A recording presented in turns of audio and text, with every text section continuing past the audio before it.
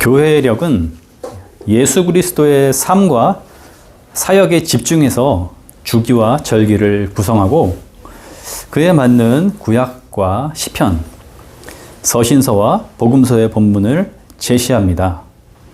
세계의 많은 개신 교회들이 교파를 떠나서 교회력을 따르고 있습니다. 교회력은 크게 두 가지의 주기를 중심으로 구성이 되어 있습니다. 성탄 주기와 부활 주기인데요. 주님의 오심을 준비하고 탄생을 맞이하며 하나님의 아들로 드러나심을 기념하는 대림절, 성탄절, 주현절을 성탄 주기라고 합니다. 십자가로 나아가시는 주님을 묵상하고 십자가와 부활 사건을 온 인류와 나를 위한 은혜의 사건으로 받아들이며 성령님의 오심을 기념하는 사순절, 종려주일과 성금요일, 부활절, 성령강림절을 부활주기라고 합니다. 오늘은 교회력에서 독특한 위치를 가지는 주일입니다. 성탄주기가 끝나고 부활주기를 시작하는 그 중간에 있는 예수 변모 주일입니다. 변화산 변모 사건인 오늘의 본문 마태복음 17장 1절에서 13절 그리고 병행 본문인 마가복음 9장과 누가복음 9장이 교회력 본문으로 제시됩니다. 오늘의 말씀은 예수님의 오심과 공생애 그리고 십자가와 부활 사건을 제대로 이해하기 위한 기본적인 이 토대가 되기 때문에 중요합니다. 하나님의 나라를 선포하신 예수님의 공생애를 전후로 1막과 2막을 구분한다면 십자가와 부활로 나아가시는 이 3막이 올라가는 시점에 예수 변모 사건이 있는 것입니다. 막을 올리기 직전 우리 주님은 누구신가에 관한 해설이 먼저 울려 퍼지는 것 같은 상황이라고 할 수 있습니다. 예수님은 공생애의 후반부 어느 날 사람들이 자기를 누구라고 하느냐라고 물으셨습니다. 제자들은 이미 죽은 세례 요한이 나타난 것이라고도 하고 구약의 위대한 예언자인 예레미야 혹은 메시아가 오시기 전에 먼저 와서 이스라엘을 회복시킬 엘리야라고 말하는 사람들도 있습니다. 라고 대답하였는데 그때 베드로가 주님은 살아계신 하나님의 아들 메시아이십니다. 이렇게 대답하게 되죠. 예수님은 그것을 알려주신 분은 하늘에 계신 나의 아버지이시다 라고 말씀하십니다. 그때부터 예루살렘에 올라가서 대제사장들과 율법학자들에게 많은 고난을 받고 죽임을 당하게 될 것이며 3일 만에 살아나게 될 것이다 라는 말씀을 제자들에게 들려주십니다. 이때에도 베드로가 나서서 그런 일이 결코 일어나서는 안 됩니다 라고 항변을 했는데 주님은 걸림돌이 되게 하지 말라. 하나님의 뜻과 사람의 생각은 다르다 라는 말씀으로 위로해 주십니다. 이렇듯 자신이 누구인지를 제자들에게 정확하게 드러내시고 이제 십자가의 길로 나아가시는 그 결단의 시점에 성경에 따르면 그 직후 엿새 뒤에 주님은 베드로, 야고보, 요한을 데리고서 갈릴리에 있는 다볼산으로 올라가시게 됩니다. 보통 변화산이라고 부르죠. 여기서 특별한 일이 벌어졌습니다. 성경은 예수님의 모습이 변모되셨다라고 증언하고 있죠. 그의 얼굴은 해와 같이 빛나고 옷은 빛과 같이 희게 되었다. 특별함은 그뿐만이 아니었습니다. 모세와 엘리야가 예수님과 함께 대화를 나누고 있었기 때문입니다. 제자들은 두려워했는데 베드로는 초막 3개를 지어서 주님과 모세와 엘리야를 모시고 우리가 함께 지내면 좋겠습니다. 이렇게 말하죠. 그때 구름이 덮이며 하늘에서 이는 내 사랑하는 아들이다. 나는 그를 좋아한다. 너희는 그의 말을 들어라. 라는 음성이 들려왔습니다. 곧 모세와 엘리야는 사라졌고 주님은 부활 사건이 있기 전에는 이 일을 아무에게도 말하지 말아라. 이렇게 말씀하신 것이 이날에 일어난 특별한 일이었습니다. 마태복음은 예수 그리스도의 탄생을 빛이 세상에 임하신 사건이라고 보도합니다. 이스라엘뿐만이 아니라 이방까지 비추는 큰 빛인데 동방 박사들도 그 별의 빛을 보고 주님이 태어나신 곳까지 이끌려와서 경배하게 됩니다.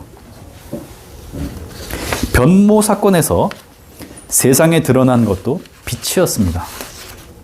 주님을 빛으로 경험한다는 것은 눈에 보이는 것 너머의 어떠한 세계를 주님을 통하여 경험했다라는 의미입니다.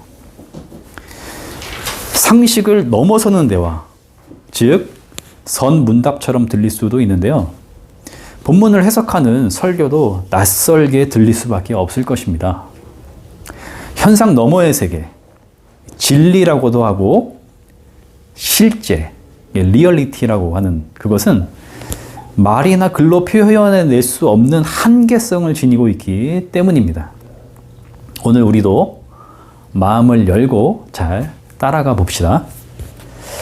제자들과 초기 기독교 신앙 고백에서 빛은 생명의 완성, 하나님 안에서 변화되어질 부활의 궁극적인 모습을 묘사하는 대명사로 사용되었습니다.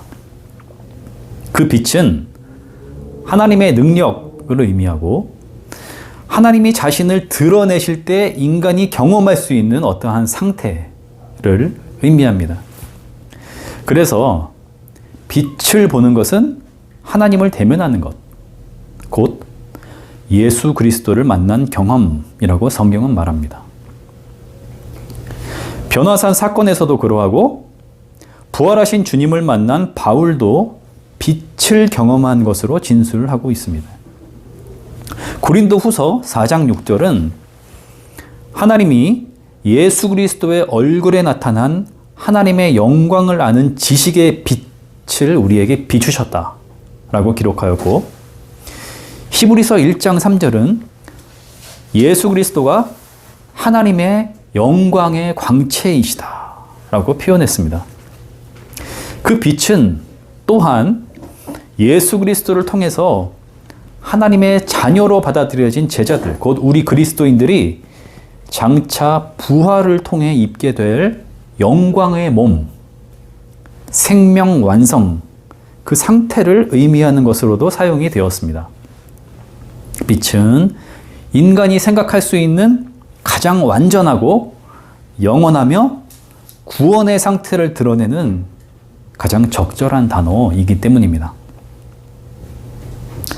우리 주님은 다볼산에서 빛으로 변모되심으로써 십자가로 나아가시기 직전 자신이 완전한 빛이요 하나님의 아들이시요 모세와 엘리야를 통해 구약에서부터 증언된 메시아이심을 장차 우리를 그 빛 안에서 변화시키실 하나님이시라는 것을 밝히 드러내 주셨습니다. 병행 본문인 누가복음 9장에서는 모세와 엘리야 예수님이 예루살렘에서 일어날 십자가 사건에 관하여 대화를 나누셨다라고 기록하고 있는데요. 영광스러운 빛으로 드러나실 부활 사건이 반드시 십자가라는 순환의 길을 통과해서 가야 하는 길이라는 점을 명시해 주고 있는 것입니다. 변화산 변모 사건은 갈보리산 십자가 사건과 대칭을 이루고 있습니다. 한쪽이 다른 한쪽을 비추고 있다는 것이죠. 변화산의 예수님 좌우에는 이스라엘을 대표하는 두 지도자 모세와 엘리야가 서 있지만 십자가 좌우에는 극악한 죄수 두 명이 서 있습니다. 변화산의 주님은 해와 같이 빛나셨고 주인은 영광에 휩싸였지만 십자가의 주님은 고통으로 얼굴이 상하셨고 주인은 빛을 잃어 암흑처럼 어두워졌습니다. 변화산의 제자들은 함께 있었고 베드로는 초막을 지어서 같이 살자고 하였지만 십자가 곁의 제자들은 대부분 도망쳐버렸고 베드로는 배신했습니다. 그러나 세상이 십자가에 달리신 예수님을 하나님께 버림받은 자라고 모욕할 때, 그의 말이 거짓이라고 비난할 때 하나님 아버지는 이간에 사랑하는 아들이며 그의 말을 들으라 라고 말씀하십니다. 성부 하나님이 아들이신 예수의 십자가 죽음에 함께 하실 것이며 아들이신 예수께서는 끝까지 아버지를 신뢰하심으로 인류의 죄와 죽음의 문제, 그것을 해방시키는 길로 묵묵히 걸어 나아가시겠다는 것을 미리 보여주고 계십니다. 예수님의 변모 사건은 우리가 일상에서 부활신앙을 참되게 받아들이고 있는가를 묻고 있습니다. 내세적이고 교리적인 차원이 아닌 변화의 과정 가운데 있는 현재의 자신과 미래에 완성될 변모를 희망하는 부활신앙으로 이 세계와 삶을 대면하고 있는지를 묻고 있습니다.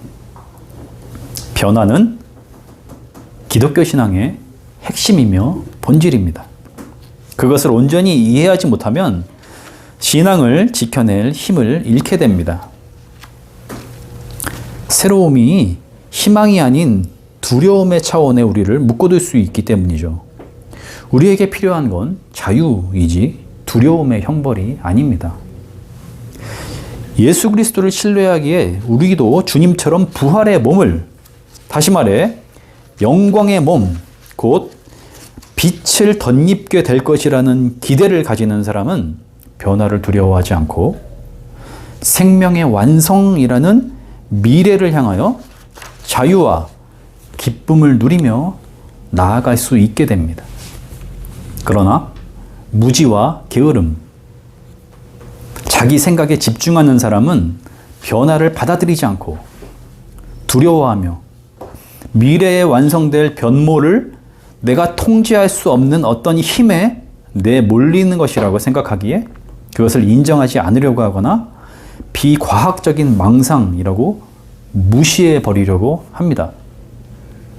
그들은 눈에 보이는 것과 현재의 모습으로 이 세계와 인간을 재단하고 판단하기를 좋아합니다.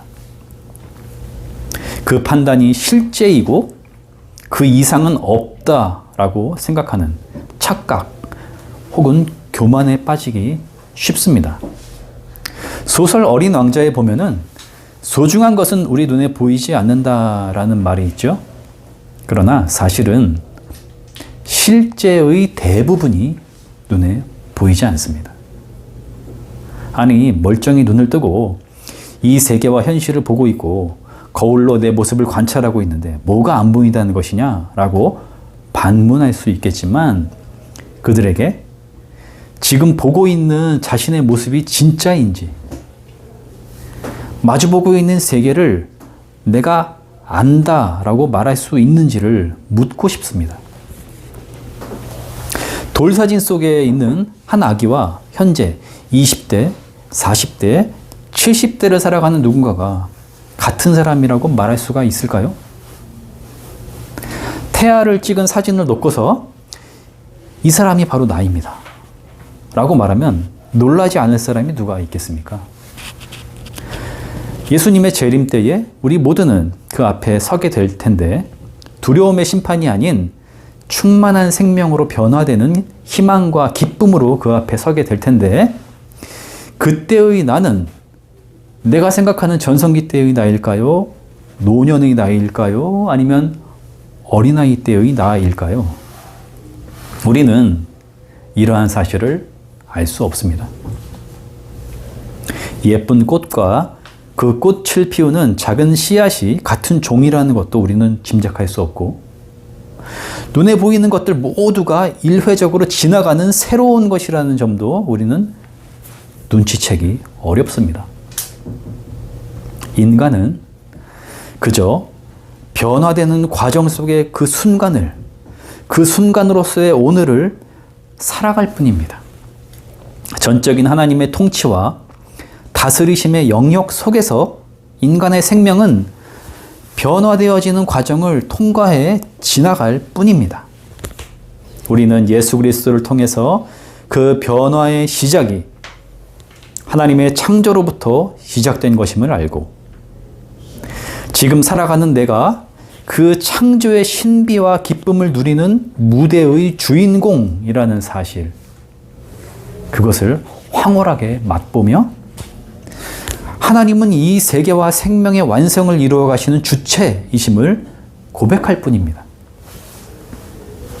예수 그리스도가 모든 생명 앞에 자신을 드러내시는 장엄한 순간, 완전한 생명으로, 빛으로 우리가 변화되어지리라는 것을 성경을 통해 알 수 있을 뿐입니다.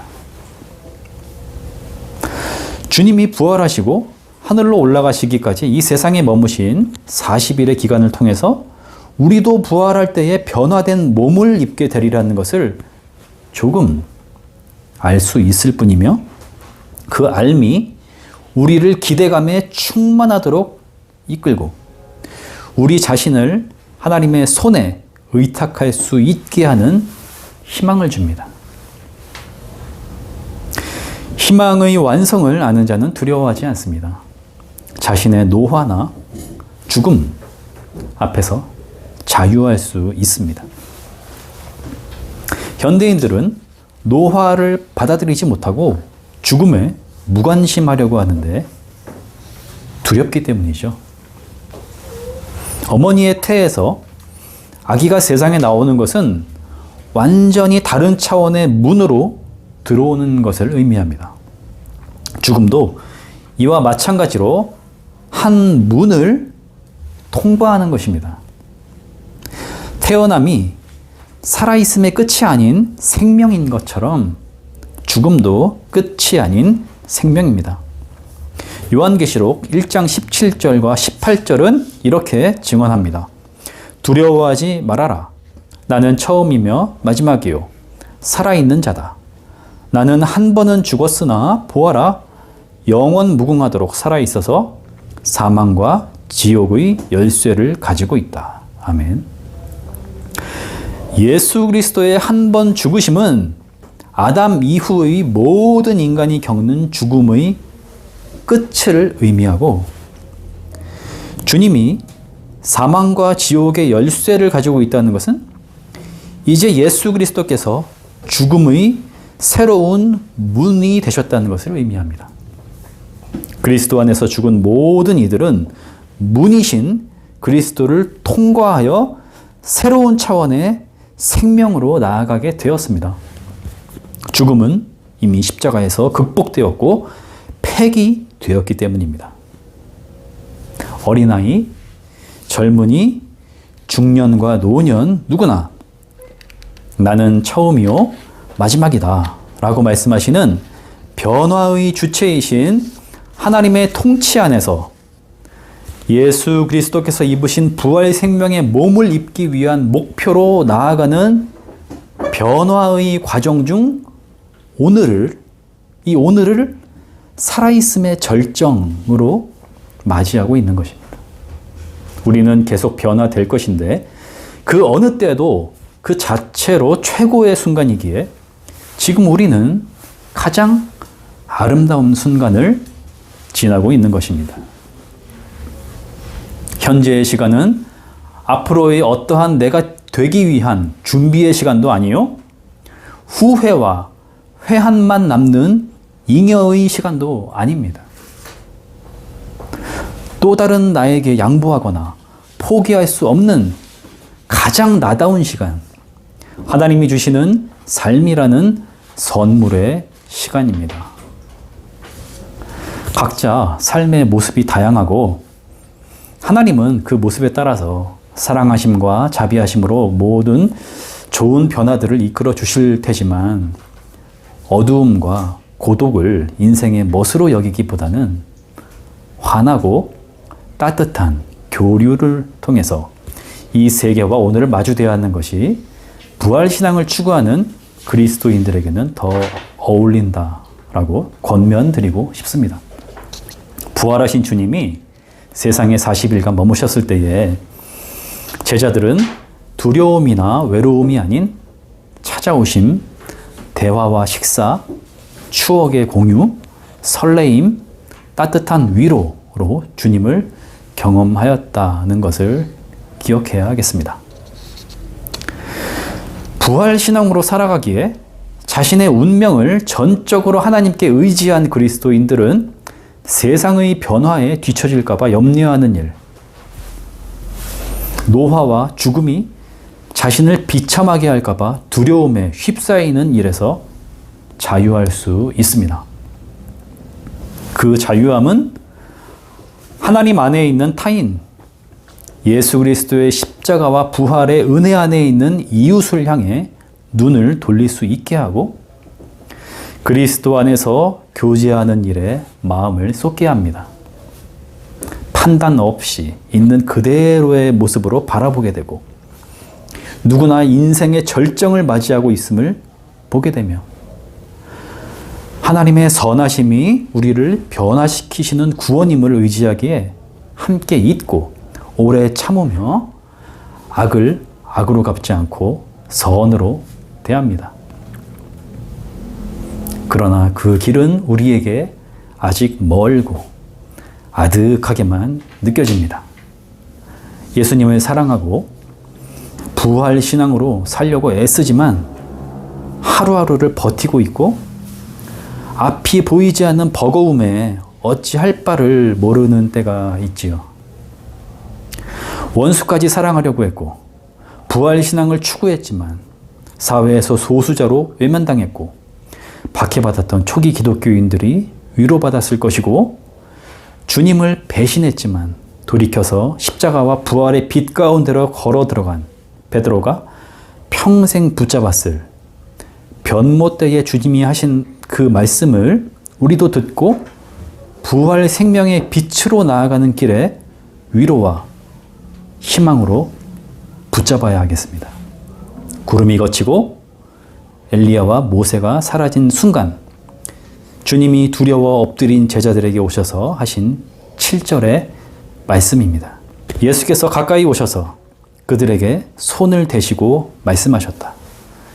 일어나거라. 두려워하지 말아라. 아멘.